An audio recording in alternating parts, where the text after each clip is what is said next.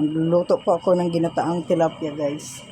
So, yan lang. Ang dahon ko, mayroon na yung mga, guys, ingredients, guys. So, yan na po, guys. Luto na yan siya, guys.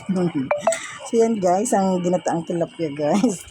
Ilalagay ko na yung, sarap, sarap, sarap talaga, guys. Dahon ng ampalaya lang nilalagay ko, guys. Yan, guys, oh. Kita nyo ba? Yan, masarap. Talagang masarap talaga yan. Nakakaantig ng damdamin. Talagang masarap. Hindi ko natakpan. Kasi yung niya. Wow, yummy yummy talaga. Tilapia.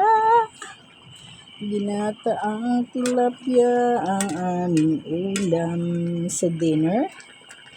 Yan, this is my favorite. Pero, alam mo, ang tilapia ay daming bawal ito sa mga sakit, no? Di ba, guys? So, masarap kasi kainin yung mga bawal. Kung ano ang bawal, ayan yung masarap kakainin. So, yan na. Yummy naman ng akin. Sinong gusto ng ginataang tilapia? Topping sa itaas ay dahon ng ampalaya. Ay, nako. Papatayin ko na. Tama na yun siya para hindi ma-overcook. Ayan. So, let us eat now, mga kababayan, mga karels. Mga karels. Kakain na po tayo. So, diba? So, yan. Ako po ay maghahanda na para sa aming hapunan. Tama na yun siya. Hindi ko gustong overcook siya dahil pag overcook siya ay medyo better.